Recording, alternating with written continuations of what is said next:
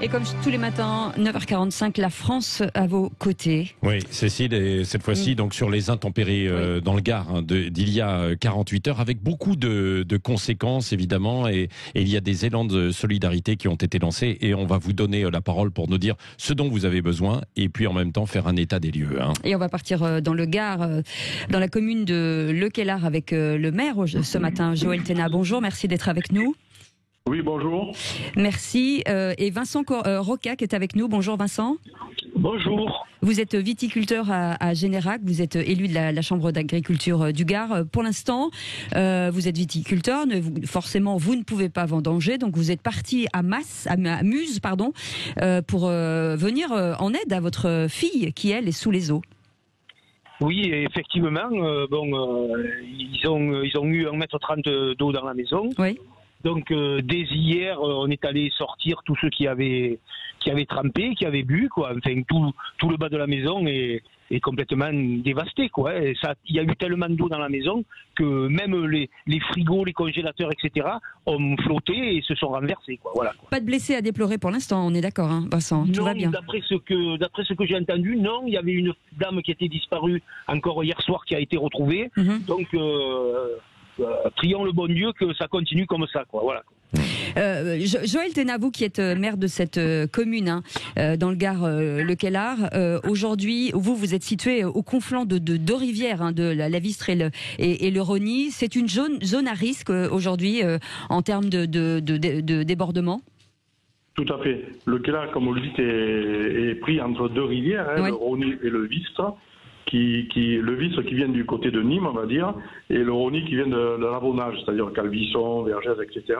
Et nous, on est le réceptacle, je dirais, des eaux de tous de la ville de Nîmes, de toute l'Avonage, dans les deux rivières, et tout arrive sur le Lequelart, parce que ça fait le Y, on est le réceptacle, et c'est compliqué, on est une zone fortement inondable, et donc, évidemment, on est un peu habitué à toutes notamment quand il y a des épisodes sévenols. Chaque fois qu'il y a de fortes pluies, on est impacté. Et les rouges, le village est isolé, puisque les routes sont inondées tout autour. Et quelquefois, il y a des inondations dans les habitations. Et ça veut dire qu'aujourd'hui, pas de blessés à déplorer, mais énormément de problèmes avec forcément les maisons, le matériel. Et vous êtes aussi sous les eaux. Voilà. Disons que pas de blessés à déplorer, c'est déjà la chose la plus importante, je dirais.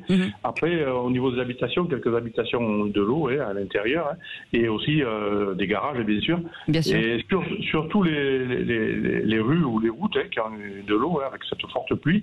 Ça, depuis hier, je veux dire que les niveaux ont bien baissé. Les rivières ont baissé également. La décrue est amorcée. Donc les routes et les rues sont dégagées. Il y a simplement les routes à l'extérieur du village où il faut faire attention. Il y en a certaines qui sont encore fermées. Autour de chez vous, pas mal de prés et de marais. Donc vous avez des taureaux, vous avez beaucoup de chevaux. Est-ce que pas de problème de ce côté-là non plus? Disons que nous, on est un pays d'élevage de taureaux et de chevaux. On a au moins quelques manades sur le village, des manades de taureaux et même de chevaux. On les avait avisés par fil, par téléphone, après les messages de la préfecture, qu'il fallait dégager les bêtes par précaution. Donc la plupart avaient pris déjà cette initiative. Ils savent qu'en cette période, c'est dangereux de laisser les bêtes sur le secteur. Mais il y en avait encore qui étaient en place, puisque c'est arrivé assez rapidement quand même. Et ils poursuivent aujourd'hui l'enlèvement des bêtes. Quoi. Vincent Roca, vous êtes viticulteur, alors ça continue, le gel, la sécheresse, les inondations, les feux. Aujourd'hui, c'est une catastrophe encore plus que là. On nous parlait de 70% de pertes aujourd'hui. Mais disons que... vous parliez, d'accord, ok. Non, je parlais de vous, Vincent. Vincent Roca, oui. Oui. En fait, moi je suis viticulteur, je suis élu à la Chambre d'agriculture dans l'équipe de Magali Somade, qui elle est éleveuse de taureaux. Le maire du Lequelart doit la connaître. En fait, nous on a eu la totale cette année. Ça a été national puisqu'on l'a entendu, mais un gel jamais vu le 8 avril. Au niveau des fruits, au niveau de la vigne, etc. Derrière, il y a eu à certains endroits de gros orages de grêle, et il y en a eu encore un hier soir aux alentours de Montpellier, avec des grêlons qui faisaient pas rire, quoi.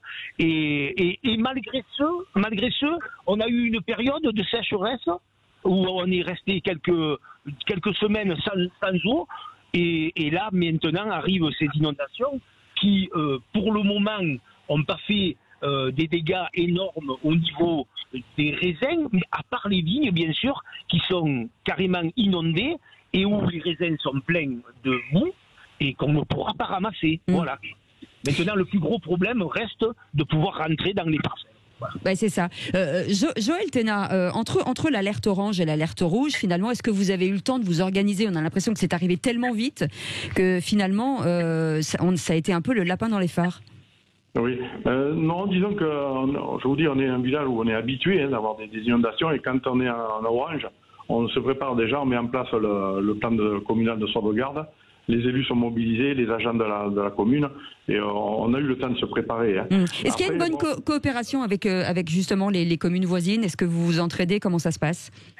Dans la mesure du possible, s'il y a une commune qui n'est pas impactée, je dirais, exceptionnellement, hein, puisque suivant le secteur des puits, etc., on nous propose chaque fois une aide. Si nous, on peut aider les autres, hein, ça arrive, et si les autres sont moins impactés, on me l'a proposé hier, hein, plusieurs communes m'ont appelé pour venir en aide si besoin. Et vous avez besoin de quoi, là, si on peut faire un appel?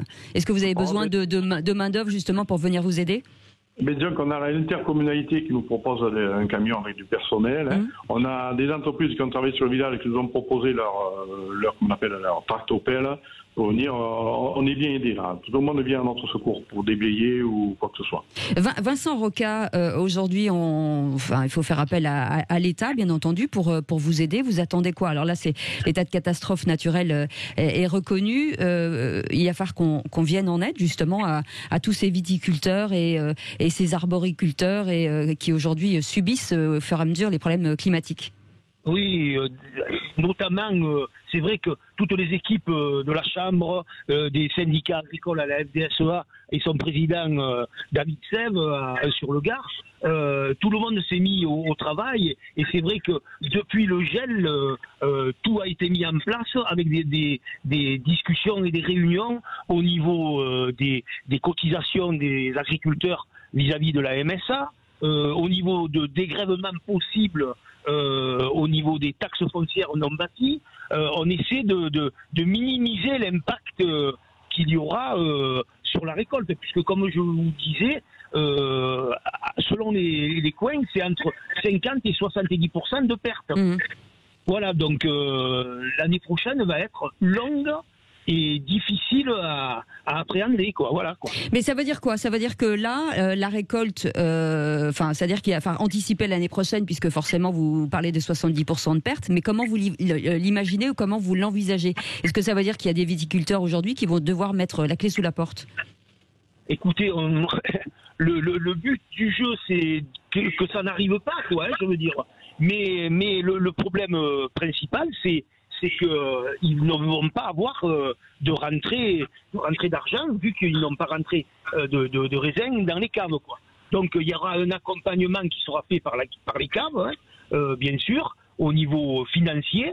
Mais après, c'est vrai que nous avons des banques dans le secteur agricole et autres qui sont là aussi pour nous aider et qui vous proposeront sûrement des mesures pour faire des plans pour pouvoir tourner toute l'année, puisque nous, nos charges fixes, récolte ou pas récolte, elles sont là, et vous les subissez. Ouais. Voilà. Joël Thénat, quand on voit, vous le dites, hein, c'est un territoire chez vous à risque, est-ce que ça veut dire qu'il faut repenser l'aménagement du territoire? Quand on voit aujourd'hui tous ces départements sous les eaux, est-ce qu'il y a un vrai boulot à imaginer de façon avec les régions ou avec les départements? Oui, tout à fait. On est en plein dans la GEMAPI, là, hein, je ne sais pas ce qu'on sait. La GEMAPI, c'est la gestion des milieux aquatiques, et PI, c'est la prévention des inondations. Il y a des taxes qui ont été demandées par l'État pour qu'elles soient mises en place au niveau des intercommunalités ou des agglomérations. Le 3/4 l'ont déjà fait. Je pense que ça va se faire aussi pour chez nous. On est dans un territoire très impacté. Mais quand même, il y a eu un désengagement de l'État important sur la prévention des inondations, etc. Et là, c'est insupportable, quoi, je veux dire. On devra à nouveau taxer à minima les administrés, alors que l'État devrait jouer ce rôle. En plus, je reviens sur les propos du monsieur de Générac, l'agriculteur, dont je souscris entièrement, et je suis entièrement d'accord avec lui, les agriculteurs ont été impactés par le gel, après par la grêle, la sécheresse, et maintenant, cette année, ils ont eu tout, en cascade, ils ont eu tout ce qu'ils pouvaient avoir comme problème, je dirais. Et donc là aussi, il faut que l'État joue son rôle, parce qu'on l'a bien vu en période de Covid, le quoi qu'il en coûte pour les commerçants et autres. Oui. Je crois que sur une zone impactée comme le Gard, là, cette année... Le ruissellement aurait pu aller effectivement sur les agriculteurs, en tout cas. Merci beaucoup, Joël Thénat, d'avoir été avec nous. On vous souhaite beaucoup de courage, maire de Le Quellard, dans le Gard. Merci et puis bon courage. Hein, n'hésitez pas à nous appeler 0826 300 300 si vous avez besoin de soutien. Et Vincent Roca, merci d'avoir été avec nous. Bon courage pour votre fille et pour le travail de ces viticulteurs à Générac et un petit peu partout en France. Et vous êtes élu de la Chambre d'agriculture du Gard. Vous voyez, Patrick, c'est bien compliqué cette situation. Mais c'est compliqué, c'est extrêmement difficile avec l'ensemble des épisodes climatiques qui ont été terribles. On a une pensée pour tous les agriculteurs, tous les viticulteurs concernés. On a une pensée aussi pour les familles, puisqu'il y a eu 9 noyés ces derniers jours à cause évidemment de ces inondations, de ce mauvais temps et des intempéries. Sud Radio est à vos côtés. Merci.